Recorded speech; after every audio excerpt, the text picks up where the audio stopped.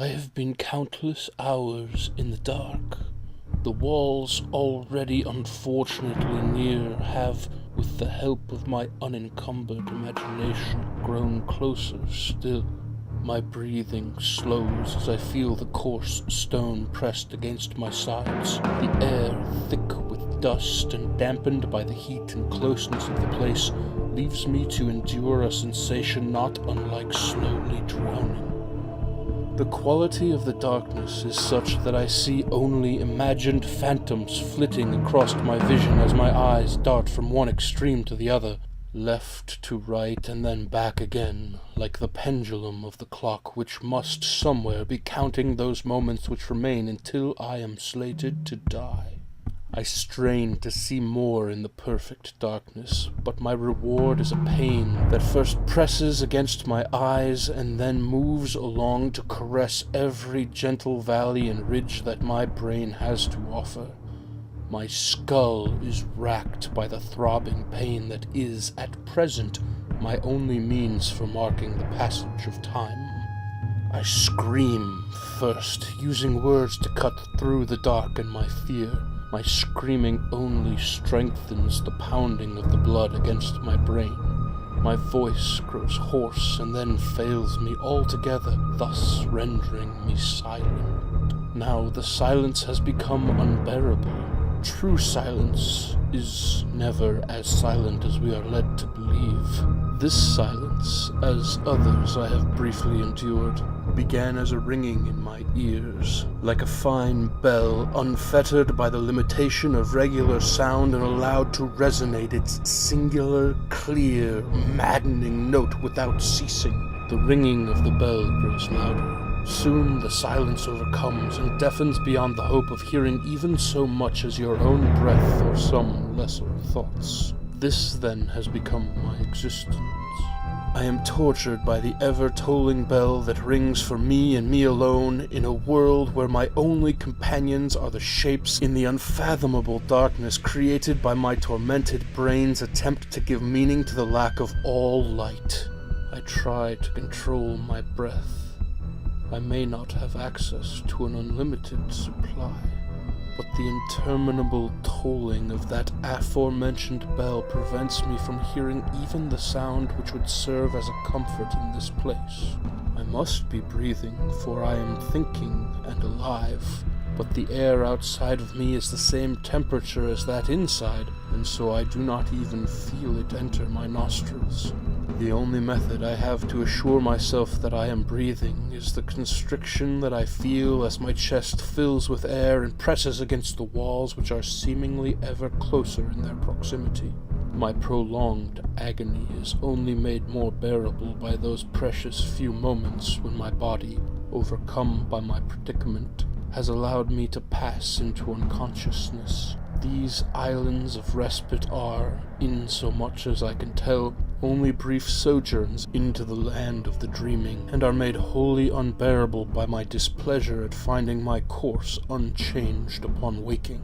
Perhaps worse, I grow unaware of how long I have been in my prison, but each time I awake, I grow hungrier than the last.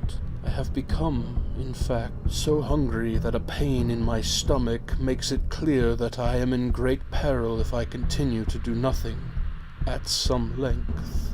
And upon discovering that the pain would not allow me to enjoy the continued respite offered by sleep, I begin to ponder how I might assuage this most base desire. With some effort I maneuver my hand so that it is near to my mouth. My lips and mouth are dry like parchment from my earlier efforts to call for help, but with some minor cries of pain I am able to part my lips and, like an infant, thrust my thumb into my eager mouth. This present endeavor would have one of two outcomes. I would be sated, or I would fall victim to the pain I was about to inflict. If the former, then perhaps I would be allowed some measure of sleep.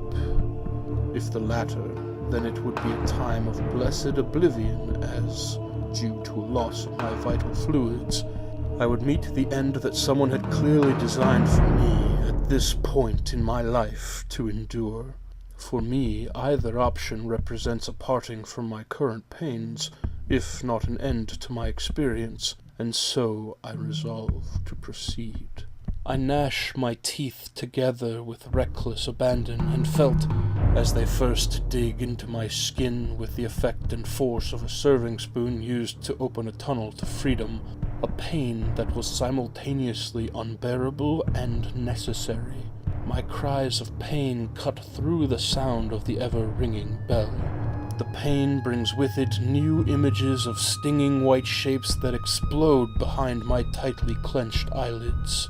Still I grind my teeth until they find purchase and the first salty sweet rivulets trickle along my tongue. I bite more fiercely now in my frenzy to quench my now barely dulled thirst.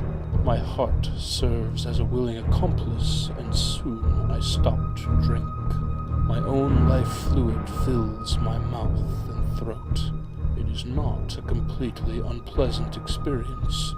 I drink until my blood begins to clot and bite down to get more until I've had my fill. I am pleased to find that my efforts have renewed my vigor, and with my stomach struggling to digest itself, I dig in again with my teeth and cry out with anguish and triumph as a large strip of flesh comes loose in my mouth. I pull the remnant of the extremity from my mouth and chew eagerly on my own gristle until it can be chewed no more, and let it fall into my throat, and with a small effort send it to join the meager contents of my stomach. I consider another bite, but I find that I am now exhausted from the effort. I thrust my thumb back into my mouth and gently lap at the freshly flowing blood that is the result of my most recent success. I sleep comforted by the subtle metallic tang that means I remain alive. When I awake again, I fight the urge to vomit that will undo all that I have fought to do. The hunger has returned along with a different pain that is surely the product of my efforts to recycle my own body into sustenance. I would need to eat again soon to survive. If I dwell too long on my methods, I may be rendered unable to repeat them, and so once again I bring my thumb to my mouth and pause only briefly to reaffirm my intent to stay alive. I gnash down again with my teeth and angrily scream as I whip my head from side to side, opening new wounds and tearing away massive portions of the appendage. I swallowed some at first, but then thought better of consuming all of the meal at once. I spit out a large portion into my hand and work my teeth until I remove the rest of the flesh to the bone. The pain is unendurable, and I stop several times as I lose my grip on consciousness from the pain, or simply because I cannot bring myself to do more harm than has already been done. I drink deeply while I am awake so that little of my blood is wasted, and when I am finished I press my hand against my side to reduce the flow while I fight to stay awake. With my unmarred hand I examine the meager quantity of flesh which I have piled on my chest. There is enough for one mouthful, but if I ration the remains I might not have to start on my next finger for a goodly amount of time. My body needs time to renew itself and recover from my self-inflicted efforts to stay alive.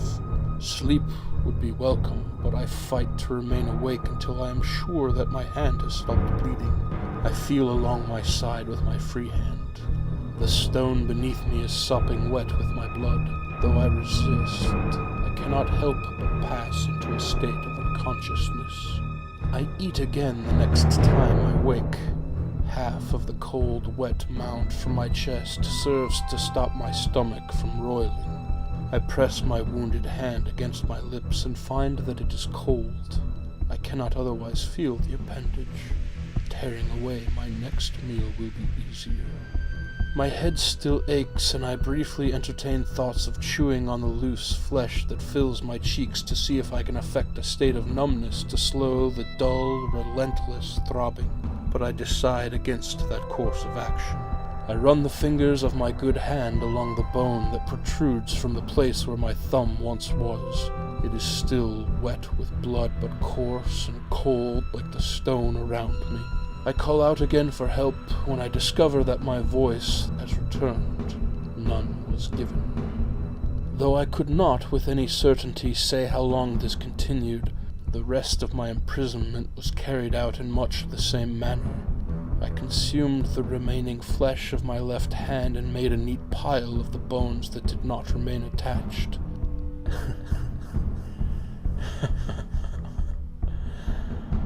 I laughed more than I screamed now.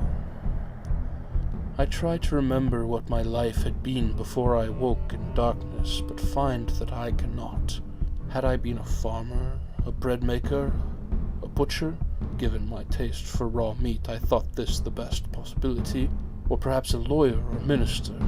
I could with no more certainty give you my profession than I could tell you what was the cause and sequence of events that brought me to this place.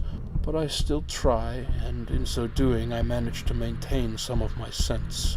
I can feel it slipping from me, however. Soon it will leave me altogether.